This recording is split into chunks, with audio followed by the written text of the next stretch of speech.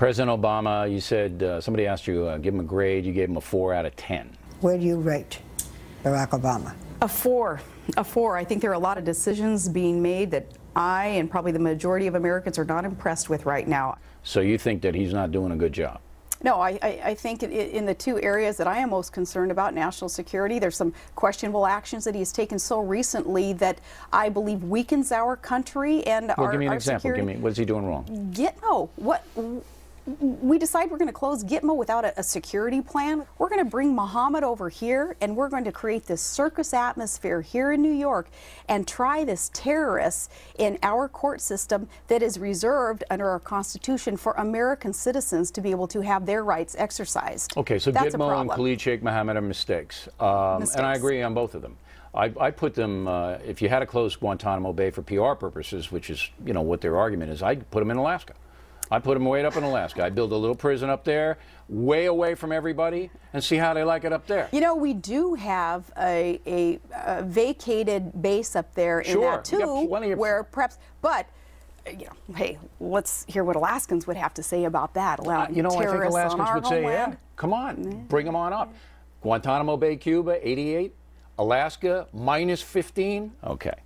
Barack Obama, socialist? Scares me the road that he has us on, not seeming to understand what it is that built up America's economic system, the free enterprise principles, the shrinkage of government, not the expansion to allow the private sector to grow and to thrive and to do what it does best, and our families to keep more of what they earn so that they can reinvest and prioritize instead of government doing it for them, which is a step towards socialism. So some of the steps we're taking economically right now scare the heck out of me.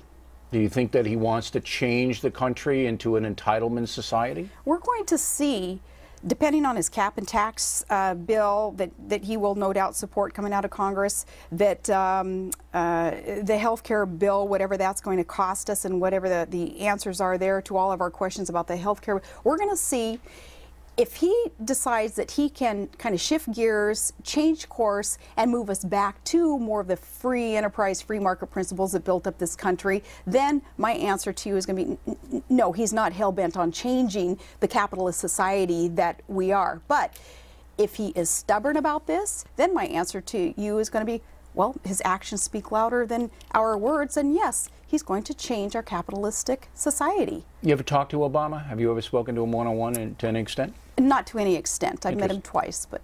You've met him twice, but it's just, hi, how are you? Yes. That kind of thing? Yes. You think he's smart? I think he's very smart. Honest? You think he's honest? I think that he has told us some things in the campaign. I think that he's told us some things early on in his presidency that have not come to fruition.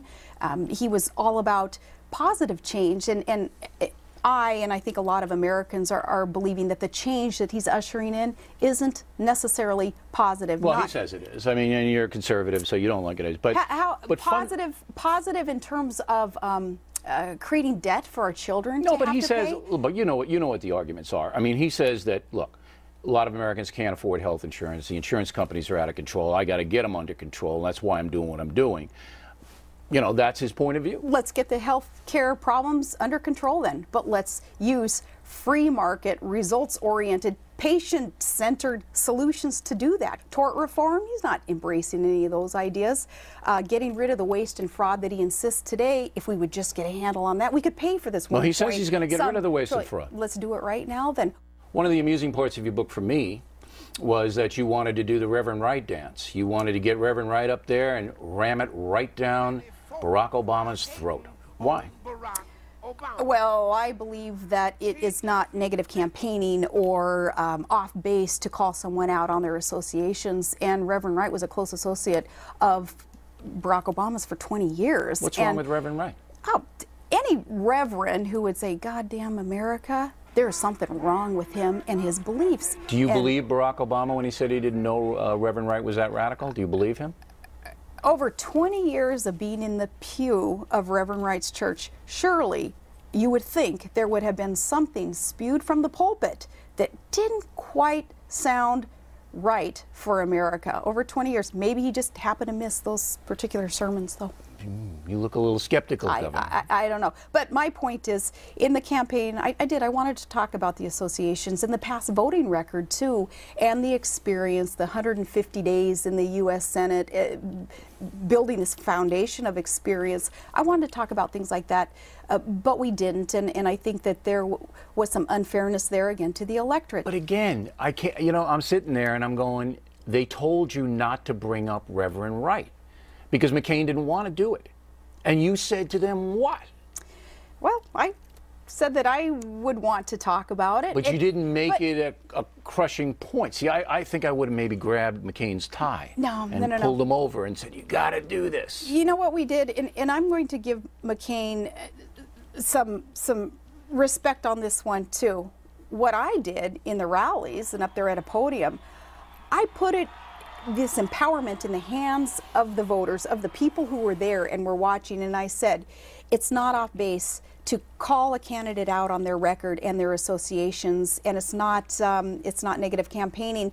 In other words, hey, you guys, if we're not going to do it, voters, you do it. But it's stunning that you wanted to do it and the McCain people said you couldn't do it, and you know that might have, particularly in places like Pennsylvania, made a difference because Reverend Wright obviously is a very controversial guy. One more question about President Obama. A lot of people are very nervous about him now. He's not having a good time in the White House now. You pointed out his lack of experience. You don't have that much experience. You walked away from the governorship after what, 2 years, 2.5 years?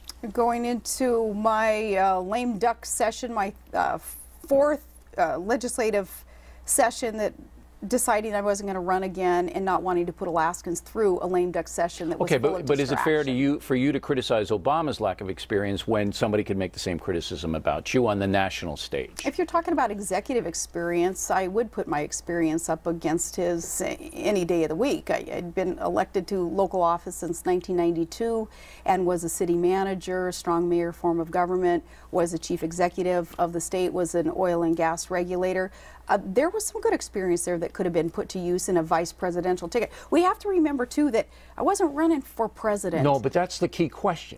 Because John McCain is up there in years, you had to be qualified to take that office over. Right, but I'm saying I was running for vice president, just like Joe Biden in running for vice president. I've never once heard you or anybody else question Joe Biden and his experience. He's got a lot of experience. Let me be very bold and fresh again.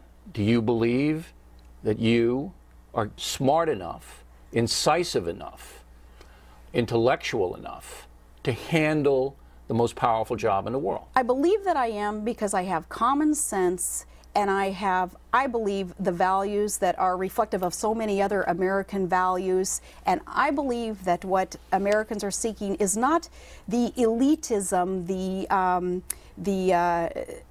kind of a spinelessness that perhaps is made up for that with some kind of elite Ivy League education and a fat resume that's based on anything but hard work and private sector free enterprise principles. Americans could be seeking something like that in positive change in their leadership. I'm not saying that has to be me.